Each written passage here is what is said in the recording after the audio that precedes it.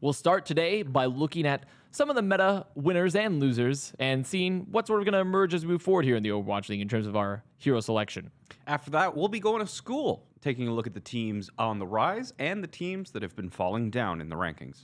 I'm Avast, this is Jayne, and welcome to Contested.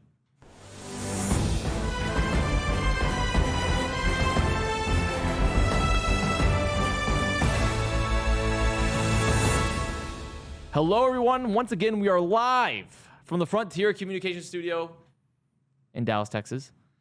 I know that might be surprising to some of you. Yeah, it may look different, but it really hasn't changed at all. The only thing that has changed is the fact that my hair grows longer, and I need to get a haircut at some point, eventually soon.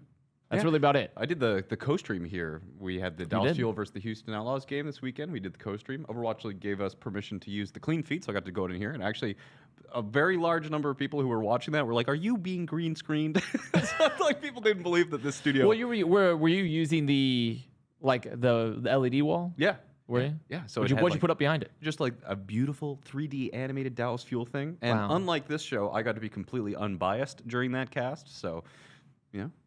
Unlike this show? Yeah, I mean, I have to at least pretend to be neutral in this show. Oh. See, like, well, I could just like openly cheer for the Dallas Fuel on the co-stream. Here, I actually have to call the Fuel bad when they're bad. I understand. But if I'm doing a co-stream, I can just be like, don't worry, guys, Dallas Fuel are pretty good. See, it's it's been very divergent. Like when Hastro came to me and was like, "Hey, would you like to work with Envy?" He was like, "I really like how you trash talk my organization, and so I'm going to offer you a job." And so it's a very divergent path there for how we've arrived. But I think it's nice. Variety is the spice of life. So it's good that we have those different approaches. I think it's very nice. But you know what else is very nice, Jayne? What? Is the weekend results. Yes. And I believe that we have, you are here to tell us about them a little bit. Because we have a recap. A favor recap. Do we? We do. I didn't prepare one of these. I see. Well, pull up the graphic. Pull up the favor recap graphic. Here we go. Is it playing? We'll do it again. Play it again. Are you gonna do it? Let's go. Favor recap. So for the favor recap here in the Overwatch League, so start out first by Jayne not preparing for the segment, and so I have stepped in, and so here's your recap, guys. Wait. So the Houston Outlaws and the Dallas Fuel, they had an absolute slobber knocker of a match. They went to map 5 and resulting in quite possibly one of the worst C9s I've ever seen. And it physically hurt my soul and ripped my will to live from my body. So unlike Favor, which delivers life to my body. And and before that, we had Eternal stop the Titans 3-0 and Charge 3-1 the London Spitfire. And Spark beat Dynasty. That's pretty good. That's a good recap. I'm pretty sure you're at 60 seconds. Finish it up here. And then Hunters beat New York, and New York is sad. And then blah, blah, blah, Valiant's kind of disappointing. Boston suck. Shock played super on Genji. And, yep. That's the favor recap. There it is. That's the recap. I'm sure the sponsors will be super happy about that one. Yeah, that one's on the house, favor. I swear we took that off the docket because of all the things that we have to talk about today. Nope, that one's on the house. All right. That one's on the house. Well, I think we'll just get Avast to do that every single week. Nope. No? This is a one-time thing. Okay, well, you got a treat today. But what's actually on our run-of show for today is talking about the meta from this weekend, because we're back. Summer Showdown was last week. We were going to Countdown Cup. That's the name for this tournament. Do you know how long it took me to remember all the different tournament names? At least 5 minutes. But anyway. Oh God, there's just so much on your plate. I mean, between doing that favor recap, it's it's so much. Big. Okay, but this week we had a different showing in the meta. We moved towards dive. One of the big ones of that, of course, being Orissa was banned. So we still had the opportunity, and some teams did take the Reinhardt and the Sigma to stay along with that double shield. But, of course, no halt present with this double shield variant. So we did see a lot more dive this weekend. It was, remember that term we created, or I created, I should say, meta inertia? Yes. Do you remember this term? Yep. You're really liking that term. I am liking that term. Well, mostly because you positively reinforced it for me. If you had done some negative, if you had gone the opposite way and been we even word of the day bell? Sort of, yeah. But if you had been like, this is a stupid term, Avast, I hate it. It's poo. And I'd be like, okay, maybe not meta inertia. But then because you positively reinforced it, I want to use it more. And so the point being, Jake made a comment, actually. He made a tweet. And he was talking about how he actually didn't like, a lot of teams were running this Lucio Moira, like Ryan Sigma or Winston Sigma. But they were playing like Genji Ashe with that. Some teams were playing full dive. They were playing like Genji Tracer. Especially like Valiant towards the end of the weekend were really trying to push that. And we saw some like Winston Zarya for teams in like APAC. But meta inertia is definitely there. And it's the first week of this hero pool. So I think teams are still figuring it out because generally you need some more time for, and even beyond the hero pools, we're getting to the actual playoffs when the hero pools are removed. That's when teams really start to sort of know what they want to play. But Jake was talking about how the synergy didn't make any sense. Because why are you playing Lucio and Moira like Ashe Genji? Because it just doesn't make a lot of sense how they're trying to play this, because it's not like a brawl comp with like May and Reaper. You're trying to like poke, but also dive, but also brawl. And so it just doesn't, it's just completely like, why are they playing this? And the reality is just because teams don't know what they want to play. Ashe has been meta for a while, Genji was good, and Orissa's banned. So I guess we'll play this and just throw it together. And it is an interesting composition. It's probably not one that's theoretically going to be the best composition in all situations or something like that. If we stayed on this meta for long enough, it's definitely a composition that would go out of fashion rather quickly. But you are seeing like the Houston Outlaws, they use this composition against the Dallas Fuel. And it's not great at everything. It's not great at poke. It's not great at brawling, but it's good, or at least usable. It's okay. It's okay. Especially when you're having the power of Genji, being able to kind of have those big ultimates. And I think one of the best, like the way that it was really used to its fullest effect was being able to kind of exist in this little poke area with the Ashe and the Genji, just building up some ult charge, dynamite. And just Genji's ridiculous 30 damage shurikens now and how fast he builds a blade. But especially if you're going against compositions who aren't playing the Lucio Moira, the fact that you're having this more brawly type of double shield meta where you're having the Reinhardt and the Sigma are both much better at engaging and brawling than any other form of double shield with Orissa.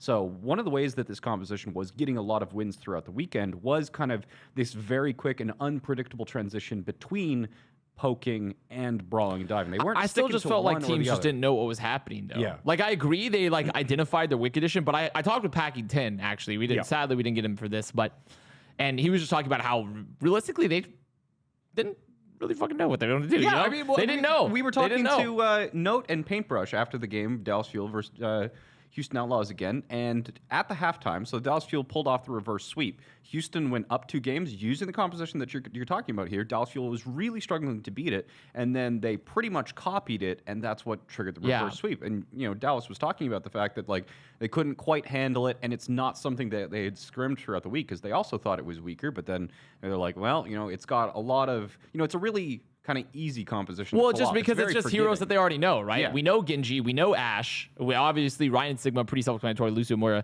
Like, it's all very self-explainable, previously meta heroes that are just slotted back into it.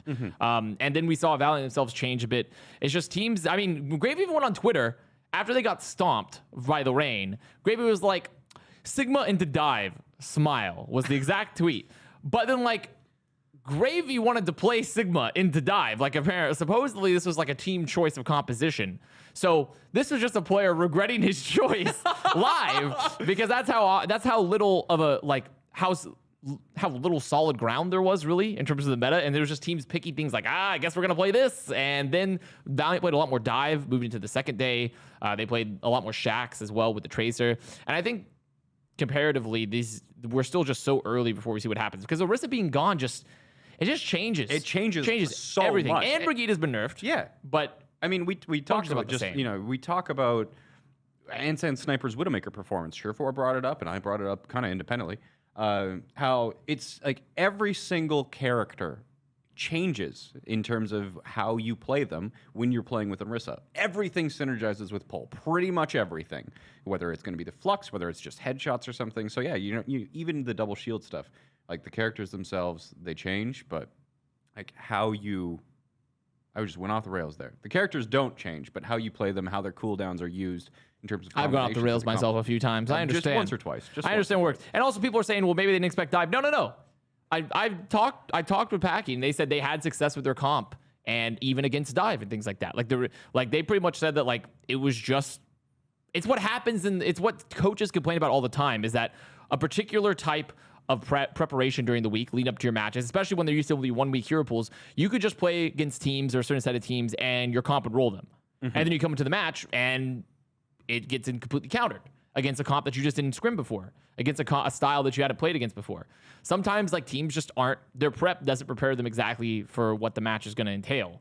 And I think that's what sort of happened with like Valiant and for teams like this. But that's the first week of metas, right? And it is a bit of a roll of the dice as well. You know, we talk about how metas develop, separately between APAC region and North American region as well. But, you know, how it works from within a team. Like if you come up with your first attempt, your initial draft, if you want to call it, of what you think composition is going to be strong during this week's meta, and then you scrim. But example, you know, if you picked a composition that you thought was strong, and then on like Wednesday or Thursday, you just get absolutely trounced by a composition that somebody else, it was their first guess, and their first guess was better, you know, then it's not just like copy their composition, you have to figure out how they were playing it, and you're really behind the curve. Yeah, so we'll see how the meta shakes up. I think it's interesting. When Orissa's gone, meta's interesting to me. Yep. Because Orissa's cool and how she can create so many different It's so the word of this weekend, by the way, was just synergy. Synergy was like Synergy was like our word of like you drop synergy to use for any BS excuse for anything. This player's not playing synergy. But you know, not a full moon, synergy. It's planetary synergy. So synergy you just drop for anything, and I feel like Orissa is definitely one of those characters that sort of like synergy will like both literally in terms of how you set up your play, but also sometimes it just changes how an entire team operates is with Orissa compared to a lot of your other main tanks. So it's nice to see her gone because it opens up such weird comps. Like we saw Winston Sigma, we got to see Winston Zarya. It changes the entire facet of like the tank line again when Orissa is no longer there because she's just such a must pick. She's just always a must pick, like every time. And with the amount of different compositions that we saw this week, you know, we are still on the 2 week hero pools. So out of all the things that we've talked about, like teams kind of rushing to figure out what works for this week, the teams have now, everything's out in the open. You know, even the American teams can look at what the teams in the APAC region did, which we'll get to a second. But this week's going to be like the real deciding factor. Jake's argument about the Genji and the Ashe with the Lucio. Well, because it didn't really make sense because who does Genji blade, right? Yeah. And Lucio Moira comp, like, you don't blade anything as Genji, especially if they're playing like Winston Sigma. There's no squishy targets other than like maybe one player at a time, which is like the Ashe, if they're mirroring. And that's something that sort of got talked that we saw a little bit was that teams were just playing this comp because they felt like it was okay because Ana was banned and Brig had been nerfed a little bit. But Genji sometimes just didn't have great blades. Because it's really hard to get value on the backline when your backline can fade away and you're a Lucio that can boop and things like that. So I do feel like that it's pretty interesting to see the combinations moving forward when Orissa's gone. Oh, we'll have to wait till this weekend to see kind of how the meta develops even further. But two teams this weekend that did kind of stick away from those compositions, the double shields, were the Chengdu Hunters and the New York Excelsior. Yes, they did. Yeah. Yes, they did. If you're a New York fan, I'm sorry. Yeah, that's... and if you're a Chengdu fan, I'm also sorry, but you guys have no expectations, so really... Yeah, certainly not anymore. It doesn't matter. It honestly doesn't matter if you're a Chengdu fan, because you're just happy if they show up and they just maybe get a map. Yeah, but no, like, we saw quite a lot of Winston from both of these teams, and then even it was a Wrecking Ball as well was coming out quite a bit. So the deadly Wrecking Ball to counter Sombra. Yes. You don't see that one too often. Nope. You really don't see the actual hard counter getting rolled by the thing it's supposed to hard counter, and that's why, like, Amon has clearly mastered being spherical. He has clearly mastered it. He knows what it's like to be a sphere. He thinks like a sphere. He lives on a sphere. And are those related? Probably not.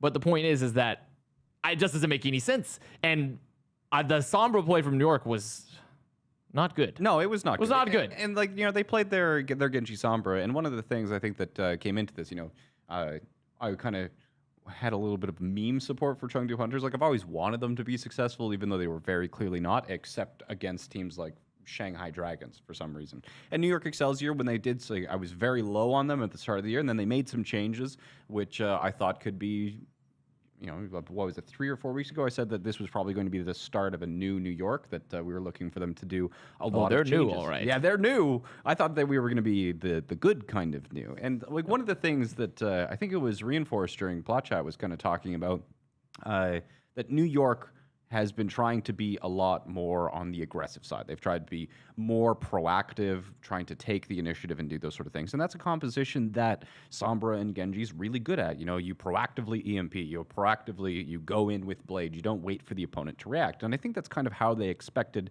and scrimmed to play this weekend, is the fact that they wanted to take the initiative and go in. But it's super hard to do against the Wrecking Ball composition. I mean, because like all things, it's like, if you want to take aggression is always the solution for like teams that are playing badly, honestly, is my personal view. Yes. Aggression, even if you're bad, can get you more wins than if you're passive. That's just like reality. And aggression is always a best way to force advantages early in a fight. And we see it all the time where if teams are down in ults, they'll say, okay, we're going to go first and use our ult. And so New York clearly want to do that, but who do you engage on, right? When you're running double mobile tanks, and your DPS line is mobile, and your back line is mobile. Like, who are you going for? And so it changes a lot from just, okay, we're going to go first, to we need to isolate and find a target. And as Albert, the GM of Florida, would say, we need to find the Aang for the ISO. He kept on shortening words like that this weekend to Aang and ISO. And I'm like, is this really saving anyone any time? I don't know. But just Andrew being Andrew, it changes the dynamic of just let's be aggro and go to we actually have to set up, because, and it's also where we saw like Counter Dive actually made a pretty big comeback this weekend. Defiant in particular, I think, was a pretty good example of that, where they played really slow. I think they played versus, it was the Titans that they played versus, and obviously not like a marquee matchup by any means between the Defiant or Titans, but it was interesting to see this return of that style, which we haven't seen in a very long time. Because Counter Dive was only played when Dive was played, and we got to see it again, and it was just a really slow, steady style, which is sort of how I felt like New York could have approached it versus Chengdu a little bit more, where you can play slower to get a pick. But if you're trying to be heavily aggro and you play split, then you're just going to get picked in return because Chengdu is chaos. They strive in chaos. And also, like, there's been some rumors that maybe they've changed up their coaching staff. Like, there has been some rumors that they found a new coach. But who knows? It's unsubstantiated. I honestly don't know. Like, Chengdu was looking better. You know, they're still the kind of team that thrives in chaos. That seems to be very much just like a team identity or a cultural thing. Was it just? It was Justice, not Titans. That's right. Other bad team. It's a little bit of this, a little bit of that. Not like they're on the power level to make that difference mean much. But yeah, like, when you're looking at the Chengdu Hunters, they have won, I don't know how many games, like 3 throughout the entire season. It's definitely based one off hand the standings.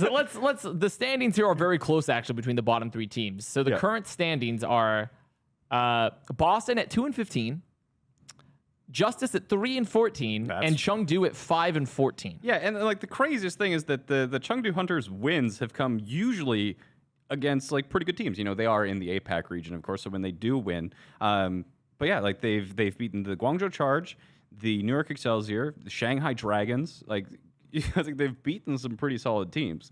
So it just seems like such a weird thing that occasionally the stars align, or really what it kind of seems to be to me is like whenever they can force a team off their game or play in a way that just forces the opponent to try and adapt or not be able to play that proactive style, which Wrecking Ball is really quite good at. So not only was New York not able to play that kind of aggressive style that they very clearly wanted to play, but once they started doing things like playing Mano very defensively on Winston and then having the Sombra based more around trying to get kind of hacks onto Ameng or something, like if you're just waiting around to try and counter Ameng on the Wrecking Ball, like you're a goaltender. If you're not taking any shots on net and you're just trying to stop the shots, eventually the opponent's going to score. You can play slow while being proactive is the thing. It's just New York clearly not the way they were doing it. Yeah, it's just clearly New York was not, which is weird because they were sort of known that, well, not known, but they were definitely able to get value out of slow comps before, like in season 1. But the landscape has just changed so much from their team in the meta to now. So they're just struggling with their identity. I think they have a classic problem, considering that also, even though they've changed their roster pretty significantly, but when you look at their core still, where, you know, Anamo has been part of the team for a while, Jonak obviously, Mono, Sabiolbi, and Libero, but Libero doesn't really get played as much as I think he should. It's a team that has had success in one particular meta, and they're struggling to break out of that even years later, which is actually a pretty common problem that throughout Overwatch history, is that a team that finds success in one meta just never really finds it again, as long as the same core players are around. And sure, your off tanks have shifted, your DPS has shifted a bit, but it's mostly the same core. And yeah, new coach, but it's tough to break out of that mindset, I feel, for some players where you just intuitively understand a meta better than others. And seems like New York is pretty quintessentially in that. But what is even more quintessential than New York beefing and Chengdu being impossible to understand at times is Boston being bad. Yep, that's pretty much. And they lost to a very what we would say an abnormality in the Shock with Super glitch in on the Genji. Matrix. With Yeah. Super on Genji this weekend. Unfortunately, a temporary spectacle, I would say, is they also just picked up Tayo, who's a pretty good Genji player. But yeah, before we get into that, San Francisco Shock rolling out with Super on the Genji on the DPS. And the stats weren't too bad, but honestly, I mean, they weren't too bad, but it was Shock versus Boston. yeah, it was, it was, and it was across different metas. They had like a graphic versus comparing Super versus other Genjis against Boston. So it was like sort of equalized because it was against the same team, but obviously it was slightly different metas with Brigitte changes, and obviously the other teams are competing against Shock, and Shock clearly outclassed Boston at every level and I don't know. It's just an incredible, just pretty much every facet of Shock is better than Boston. And it's not that Super played badly at all. I think Super actually performed reasonably well in Genji. Okay. But someone a pickup like Teo, who's a well-known staple for Tier 2, and his old org just disbanded with T1, as they're called, Third Impact. It's not T1 really, it's Third Impact, but people shortened it to T1. But it's Third Impact. They could be an interesting pickup. I really don't know. I would have to see how Teo actually performs in the Overwatch League, right? When we say about everything, because Teo has a lot of hype, but it's in regions that aren't that strong. At this point, for me, performing in any contenders in this day and age, when everything has sort of collapsed a bit, I kind of have a hard time finding value in players having a huge amount of hype about a player if they're not popping off for contenders. Is my feel. It's not that Teo is going to be bad. Not that Teo is going to be good. Teo could be really good. Chad is making fun of your pronunciation. How do I say it? I don't know. Tayo? Tayo? I'm K Kona W. What can I say, chat? And I don't know the pronunciation to every word. Yeah. To every name until I haven't really heard it pronounced myself, honestly. Yeah, Tayo, who's been one of the heroes or characters floating around, not only just in the APAC region, but also somebody who's shown up with a lot of popularity in the Overwatch World Cup as well. So we'll have to see how he kind of performs, I suppose. There's a lot of other players. Boston, probably another one that picks up people from overseas, like Color Hex and Punk. Two of the... and Myungbung. I have to say, Myungbung. They needed to learn how to peel. Yes. They needed to learn how to peel, but... Because how many times did they... It was like on the first map, he died 10 times, and 9 of them were like first death. 9 of them were first death. But... It's not just Myungbung's fault. It's not just Myungbung's fault. It's sort of a team-wide peeling problem. And it is. We felt so strongly about this, Jane, that we weren't able to find the interns. They were still, they were still busy. They were in law school once again after their field reporting after their duties. judge stints. But we felt like we had to talk about peeling and how to best peel. So we went back to school.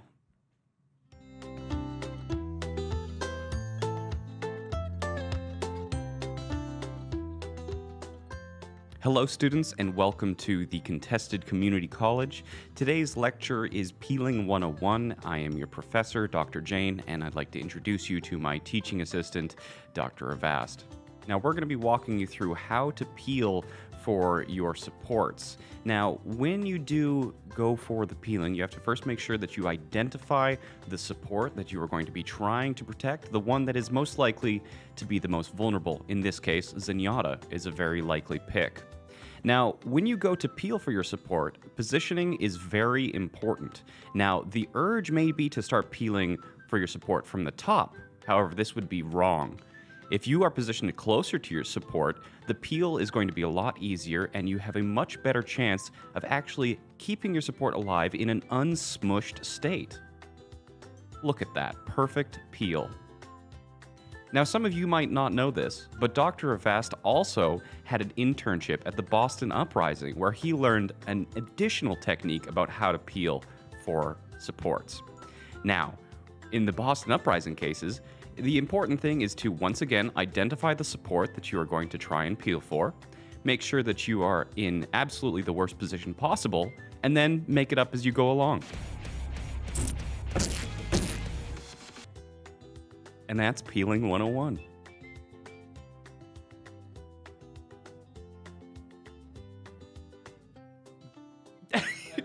Yeah, that was our first class that I've attended at the Contested Community College. So I'm really excited to learn more. We feel like having food-based explanations will help our American viewers, like Yes. myself. Yeah. Who technically I'm not a viewer, but And we unironically had to teach you the best way to peel a banana. You did not know the bottom peeling I have technique. heard of the bottom peeling technique, but I have never done it because I have peeled perfectly fine from the top for my entire life.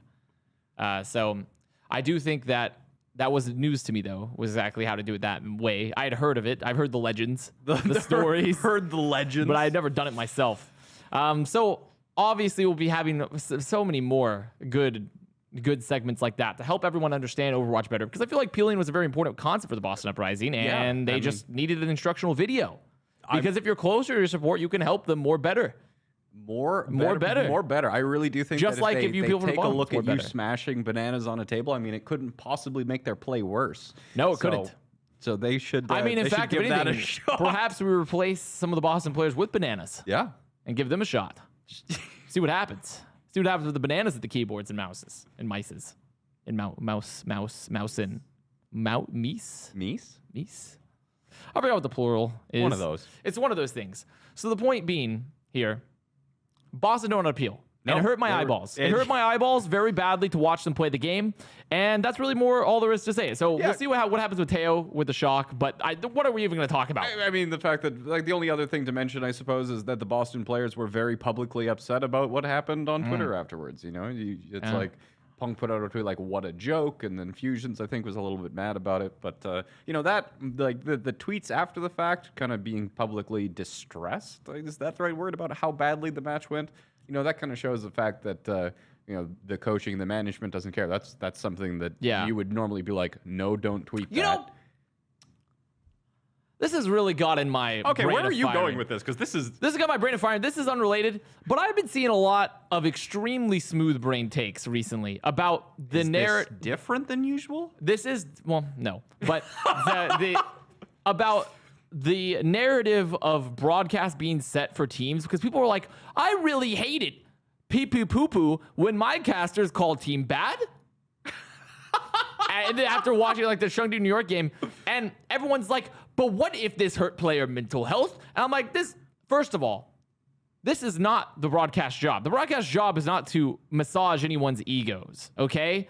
And secondly, it'd be very different if it was like personal attacks, right? The broadcast came out there and is like, actually, I heard Color Hex doesn't take showers or brush his teeth and is an overall disgusting human being. That's one thing if it's a personal attack. But saying a team is bad and their play is bad and it offends my eyeballs, which is not me because I don't work for the broadcast, but like, and everyone gets all up in arms. Like, I've had people somehow unironically state that like this is going to directly lead to player mental health decline, and like as if that's like their problem. And it's like, Yeah. You know, it's not the broadcast problem. That's not the broadcast job. It's like, I get why, like that's just not it. That's stupid. I get what you're saying, but there is kind of a counter argument here. Is that sometimes, and some of the casters who were worse for this are no longer in the Overwatch League as casting positions, but like there have definitely been times like Sure4 and Super are both people who have complained about this. Like, you know, you're not criticizing the person as a person, but as their play. You know, it's one thing to say like, oh, the team's not playing very well, but sometimes like attacking a player themselves. Yeah, sometimes players don't play well. Yeah. Okay. Yes. Fair. But like, you know, one of the comments that sticks out in my mind that kind of like, there's nothing wrong with it. The caster's job is obviously to be entertaining and it's to taste. You know, sometimes, you know, there's people out there who enjoy kind of being like, that guy sucks, and that's fun to talk about or anything. But like, I remember one time with the Dallas Fuel playing Effect that when we subbed Effect back in to play a map or something, there, you know, one of the comments was like, "Oh, Effect's coming back in. I guess the Dallas Fuel want to lose," or something like that. You know, it's comments like that where you could take it a little bit more constructive. Very clearly, the person's not being subbed in because the team wants to lose. Well, very clearly, they also aren't implying that Dallas Fuel literally, like, I mean, I don't know. I've approached it from a very different angle. I think it's like an ongoing battle of like people are like, I want them to be only super professional, but I feel like it's pretty mind blowing when everyone's like, everywhere else sports are so professional and they never say anything bad about teams. Like, oh no, whoa, Yeah. no. I mean, we literally have whole personalities built outside of this bashing teams and players and personalities, right? So I just personally, my main complaint is like not about the tone of the broadcast. Okay, I'm not going to argue about like, I do think people are way overreacting to that. It's more the fact that when I literally see comments say this could hurt the player's mental health and we have to really rein in our stuff, is like, that's not the broadcast job. Unless the broadcast is personally attacking players and like calling out their character and things like that. If they're going to call you bad and your team bad, sure, Could you say it's rude? Okay. Fair. Could you say that they're being disrespectful? Maybe. But it's not their job to be responsible for a player's mental health unless they're like... it's not. It's not. And there are a lot of things in the Overwatch League that could be done to help that, whether it's mental health professionals with the teams and like just better, actually work out, stand up, eat right, sleep there's so many well. options here, and also but that's just my main complaint was I watched so many takes be like, I really hate it when everyone's so negative. It's like, okay, I can understand if you hate it when you're negative, but it's like, I think the casters should be reprimanded and like they're gonna affect the player's mental health. It's like, that's extreme hyperbole. There's people in the same way that some people like Sideshow and Brend, and other people like other caster duos. There is kind of like a stylistic and tonal shift. Some people are gonna like because that, then it's like, what do we run the risk of, like, if any negative interaction is going to hurt someone's mental health? And it doesn't mean mental health isn't a big issue. Mental health is a big issue. It is something that's important, but it is not the broadcast responsibility to not call out mistakes because someone could feel bad. It's just not. It's one thing to stop personal attacks and to be like, oh, this player's stupid or something, and not cross the line. But that particular line of reasoning just really did not sit well with me, because I felt like it was so scummy to be like, I can't go into it anymore. It felt really scummy and bad. Like, it just like as if like somehow arguing that broadcasters are responsible for the mental health any more so than the players, and that then suddenly calling broadcasters in charge, like that they're going to cause mental anguish, I think is somehow not worth just as bad as causing mental anguish to players. It's like, what? I definitely think there's an argument to be made there, but kind of using mental health as a very cheap justification for why that shouldn't happen. Yeah. I agree with you that that's kind of very tenuous, but there have definitely been times where I feel like the casters could have been doing a better job, either making it more entertaining or that there were better ways to kind of phrase the things they're doing. Maybe. I think there's true. I think that's all fair, but there's a very clearly I don't know. It's tough in Overwatch. It's tough, but pretty much. Do not hold casters responsible for players' mental health, because that is ridiculous. Lol, Avast gonna look like Jayne when he's done malding. I know. Okay, moving on. You don't get a beard that easily. No, I have to navigate my hair. So moving on from that rant, because I thought that really was just grinded my gears, as they say.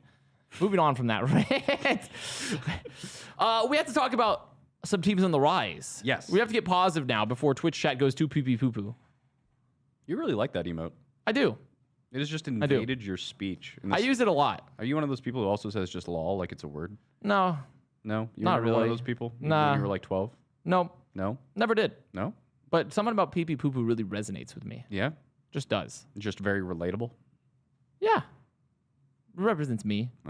Represents me in my mental state. Well, of the teams on the rise, who do you think is the risiest? That's a word. Rain. The Atlanta Reign. And why do you think the Atlanta Reign are the I think well, they're not. I mean, I guess actually I should caveat that a little bit, right? I should caveat that a little bit. We're talking about the risiest within the NA region. I put Reign. Yes.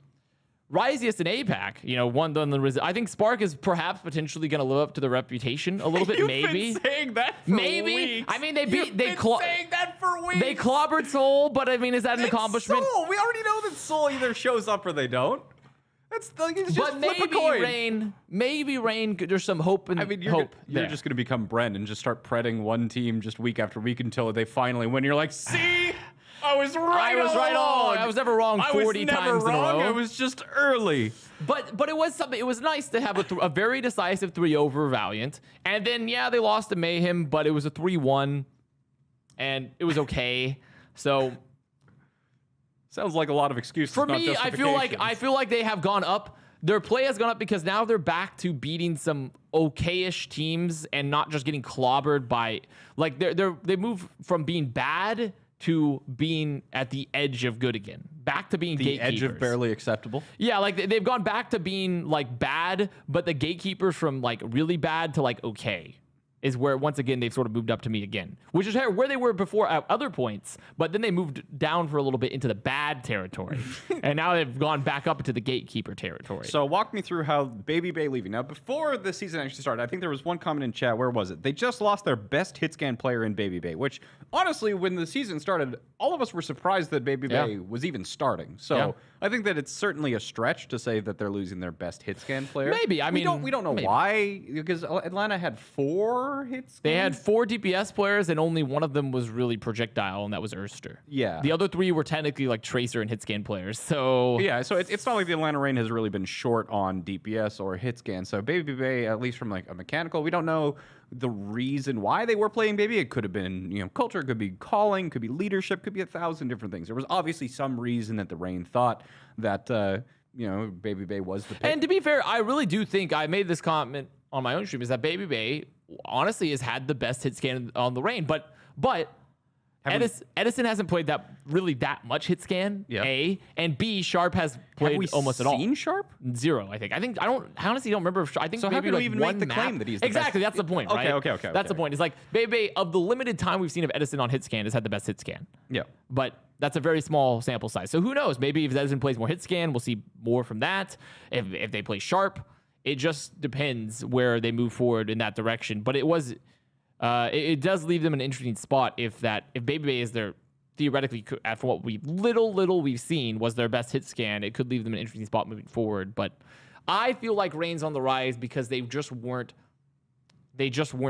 just straight losing the entire time. They at least had some signs of life. They won versus a team that had been okay with Valiant. I mean, Valiant is also another team that's very clearly struggling. Yeah, exactly. Which we'll get into right after. We have they're literally on our list of teams that are, instead of rising, falling. So I'm hoping that investigative journalist Brad Rajani will hopefully lead. he can investigate some better coaching techniques. Yeah, exactly.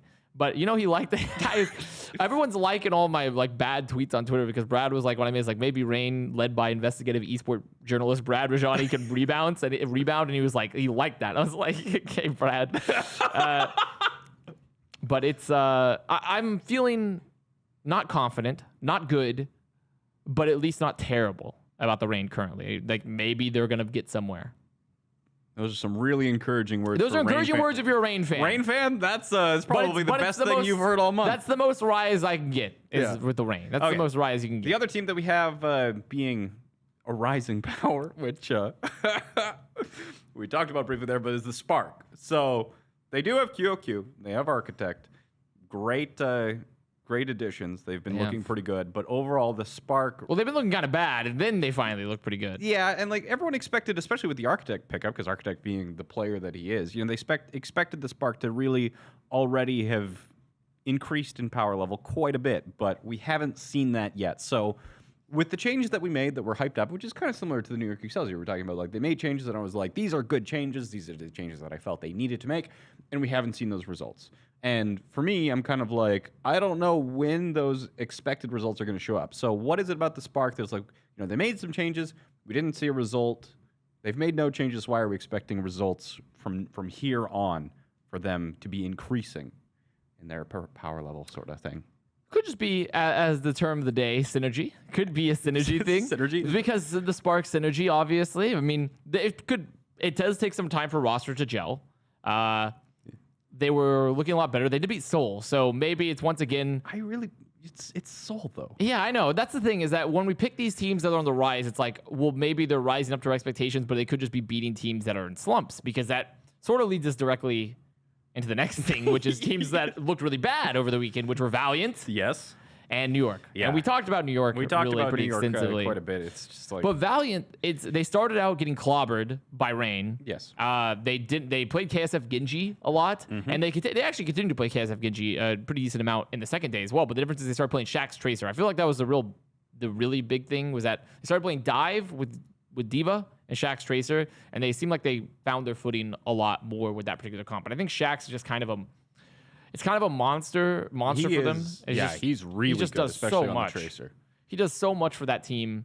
And the meta woes definitely affected them and how they felt. Now, they played Boston for their second match, so who knows really if Valiant actually rebounded, right? Because they just clobbered Boston and put Shaxx and one of the Tracer. games that they'd lost previous to that was, of course, the Toronto Defiant as well. This was one of the kind of surprising things. And, when we have kind of the Valiant themselves, we can take a little bit more of a meta look at the Los Angeles Valiant, because Packing 10, he's an individual that we had on this show quite a few weeks ago now.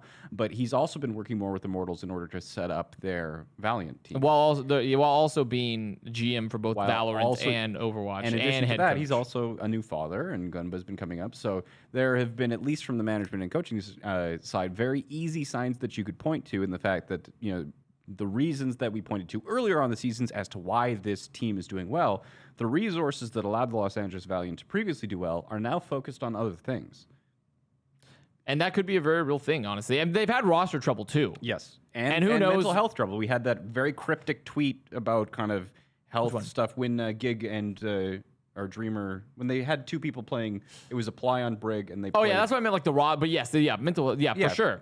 I think that's definitely in a different angle and probably fits more to the burnout angle than is anything else. Because I feel like that's the real pressure point, honestly, for most teams when it comes to like players disappearing from rosters. Now, once again, not sure if this is the particular case with them, but it's generally burnout. It's generally burnout associated with either results or just team environment or just general grinding that's just that weighs on you. It's almost always burnout. That really hits players hard, and it's not really anything else for the most part. It's almost exclusively burnout that really gets people and especially for players that are Korean and their first time in the States, and even if it's not their first time in the States, being away from home for a long period of time can be rough. When you're outside your country, you don't really know English, and you're learning it for the first time, and it's not the same culture at all, and it's really rough for players outside their home for the first time. So who knows if that is the particular case with Valiant. I think yes for a lot of these things. I think it's definitely like an issue of just everything combining, probably, why some players were out for Valiant. But just speculation to see where it stands. But when they get their act back together, they should be getting better, but they've still been looking pretty grim. Yeah. Like really grim. They've shown the actual potential to be, not just good. I think they've shown the potential to be great. They had some really good results that would have pushed them into gatekeeper territory, I think. It's a much different thing to be a team like the San Francisco Shock that can pull out top results and consistently top results. You always see these kind of fluctuations sort of things. So, if Valiant becomes a team that kind of can have these really high highs, but maybe not hold on to it consistently until a little bit more maturing, that seems reasonable sort of thing. But, it's still promising to see what Valiant can achieve. And especially if this is temporary with them going through burnout or exhaustion, mid-season slump, management being distracted or overloaded with other sort of tasks. A lot of these things, none of them really seem like permanent issues. So I'd agree, of course, that Valiant probably. But who knows? Maybe they just came out. They had one particularly good stretch, and now we're overrating them forever. Yeah. It's very possible because there was nothing to indicate that they looked good this weekend. Yeah, they beat Boston, and they got clobbered by Rain, who has been wildly inconsistent at best, or consistently very mediocre. And there was also the very contrarian take where, everyone was kind of, before the season, people were rating the Los Angeles Valiant at like the 19th place team or the 20th place. So they were also kind of fueled the popularity.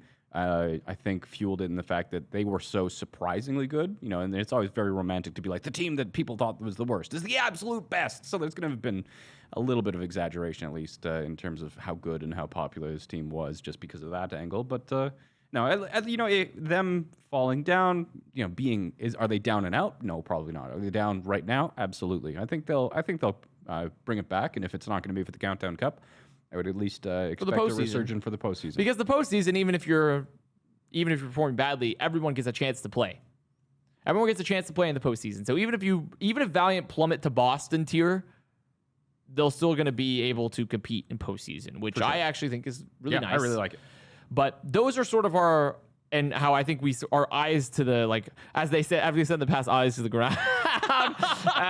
That's what we're watching to keep just get the vibe for, is that I'm watching Rain, I'm watching Spark, and seeing if they can sort of continue to stabilize and get a little bit better and really work to their potential a bit, even with some roster changes.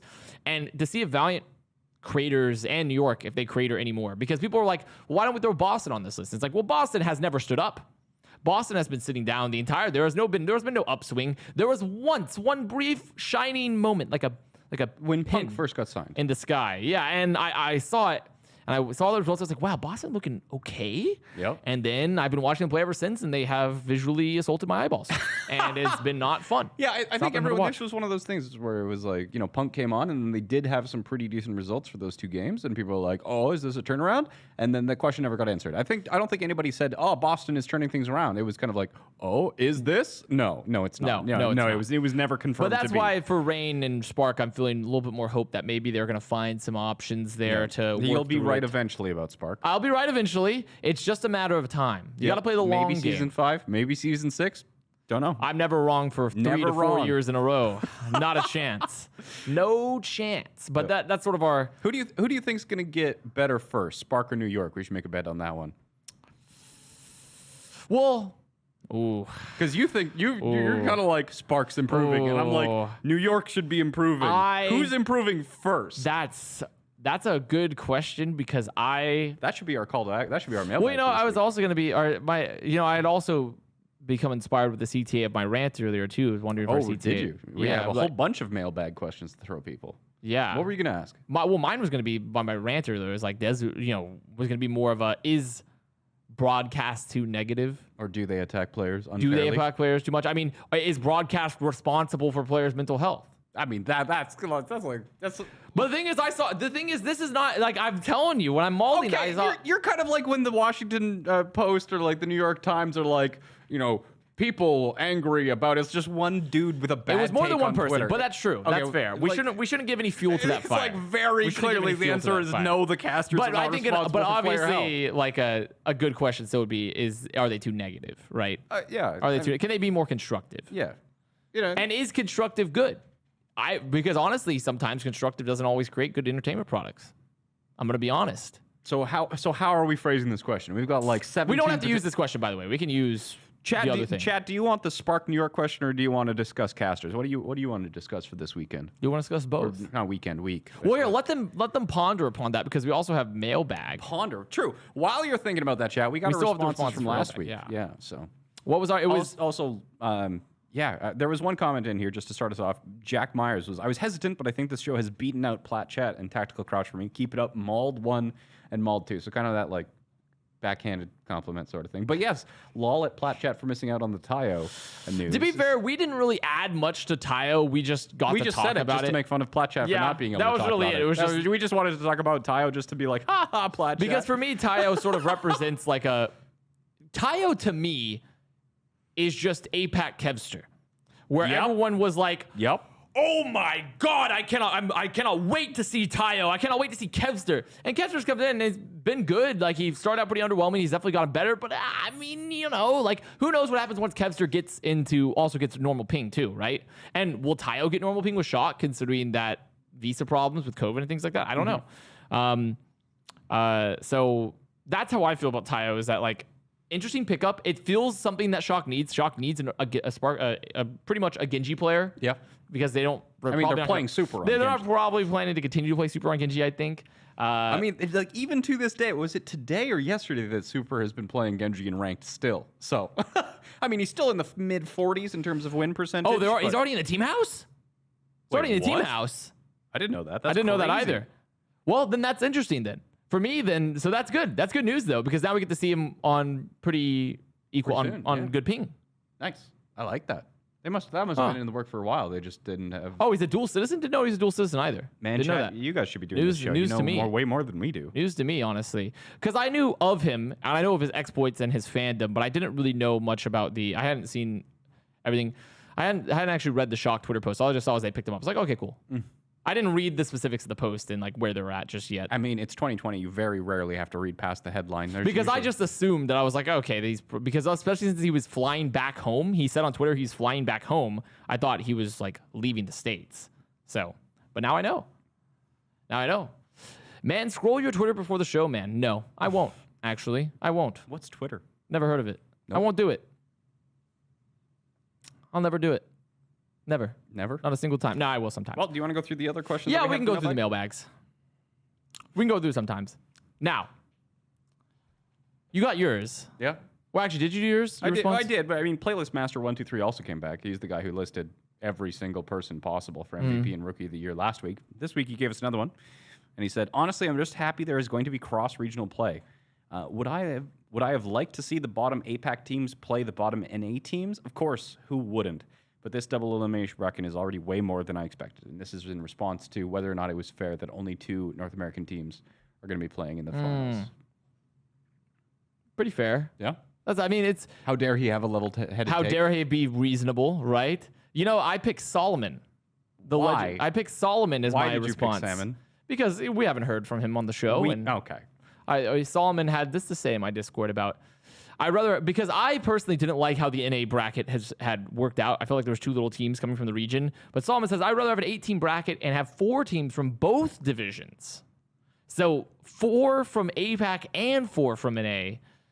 Make it the playoffs. So I can imagine increased cost and stress from having 4 teams going to Korea, having more teams to help us place the midfield of NA around the APAC division rather than just the top of the league. But top 4 of NA would still be, in my opinion, the top of NA, not really the midfield. And top 4 of APAC would also currently include That's literally a team. half. That's over half. That includes at least 1 team in the APAC region that we would more or less classify as a meme team. So yeah. It's but it's I still like having more teams coming out of there. Yeah, for sure. And then Solomon would also like a studio, likely without an audience because of COVID safety and things like that. I don't think 4-4 feels like overkill, but I mean it's just arbitrary. It's arbitrary, right? Yeah. I definitely think that 2 from NA is still too little. That's my number 1 case. I'll take a leave LAN. I understand complaint. Yeah. I understand the reason for venues and for safety and cost. And I also kind of empathize with the league perspective, like, if you are going to be including more teams other than just like the 2 North American, 2 APAC region, like how much more is it going to actually increase the quality of the production for the finals compared to how much more is it actually going to cost to send those teams? So that's something people always overlook for things like that. And I understand that John Spector said it would be logistical nightmare. I'm sure totally understand. The point is that like the entire thing is a nightmare no matter what. So you always have to choose what corners you're going to cut. Are you going to cut corner? Where are you cutting your corners, right? And just for me, I felt like that particular corner cut was just 1 corner too many. Yeah. But I'll live with it. They're doing the best they can. They're doing the best they can with that. So now CTA. Now we can sort of decide upon the people's CTA, Jane. Chat did like the New York Spark one better, so I think that's the one we're going to go with for this week. I took an eye. And I put it on the comments. You viewed it? Yep. You eyeballed it? I did. Okay, that's fair. So chat, that is your mailbag for this week. Is which team between the New York Excelsior and the Spark are going to become good, respectable, competitive, whichever word you want to use. People want to be. People are saying both now in the chat. Both? Why don't we just ask both? Fine, let's ask both. You can respond to whichever one you desire. I can't tell chat what to do. Yeah, Chat's their own person. They're independent, free-willed. Yep. And you can answer both. You can answer either, or you could answer neither. It's up to you. I'm not your dad. Avast is. No. I'm only the dad to Avast Peebo. That is my own, and maybe Flage. Those are my children. Laurel's like, I want to write paragraphs. We're going to encourage more of like those 95 theses that we keep getting on YouTube. It's always the YouTube commenters. Just send us massive It always essays. is. I mean, it's a good YouTube format does for not it. really strike me as a good platform to write and submit an essay. It's a good format for it, maybe. Yeah, I guess. You could like attach files in Discord. You could just come up and like properly formatted and letterheaded and to whom it may concern and just like 90 pages. Could be. Please don't actually do that. Don't actually do that. So for the responses, then final 2 questions for what we want to hear for Thursday's episode is Spark New York. Who's going to get better first? Who has more potential? And why? And secondly, is the broadcast too mean? Are they being too negative? Are they not being constructive enough? My position on this chat. You feel it. But also, I need to keep an open mind, I think. I should keep an open mind. I shouldn't always come in with because even though I've worked broadcasts before and I understand their sentiment, I should understand where people come from. It's also very easy to take like a super smooth brain extreme take on one side. And overreact and to reactionarily go to the other side of things. Like, I'm not disagreeing with you, but I definitely think that it's like, I would enjoy the broadcast better if it was less negative. I always want to try and focus on the cool things or good things. Or, it's like these teams are players and staff that are all professionals and they all want to win. So it's like, yeah, sure, they suck, but why do they suck? Why aren't they good? Like, those are the kind of things that it's just, I'm interested in hearing. That's fair. There's my submission to mailbag. There's chat. your submission mailbag. You can porge it to next. We started using porge If this you weekend. plagiarize my submission, chat, we're gonna porge it to next week. So if you want to thicken your porridge and deliver it to us digitally via my Discord in the Contested Mailbag channel or YouTube comments, or just spam us on Twitter, I don't know. Yep. Whichever one you may. But apparently I don't scroll my Twitter. Nope. Because I didn't read that. I don't even have a Twitter. I didn't read the shock tweet fully in terms of location, but that's fine. But if you want to give this that way, that is where we can get your responses and we can hear your thoughts for Thursday's episode. And we will be back then and there. That's been another pretty successful, very well-run episode of Contested today, I'd say. You know what I just realized? What? That the people who listen to this show in podcast form, Spotify and Apple Podcasts, really won't understand Overwatch. You know, we taught them Overwatch, but Ooh. we need to have like closed captioning where it's like Avast smushes a banana. If only we could transcribe the images to be beamed directly into their brain. Yeah, true. Perhaps if Spotify added us an audio braille, an audio braille that you could brain. We're just gonna feel. have to make sure our next skit includes described video for the visually impaired. That would. Why not? Why not? Just for make you, it as accessible as podcast possible. listeners. I feel. Yep. I feel like that's perfectly We're reasonable. here out trailblazing new frontiers of media entertainment. Well, that has been your extended long wrap up of this episode of Contested, and we will see you guys on Thursday. Thank you for tuning in. Wait, who am I?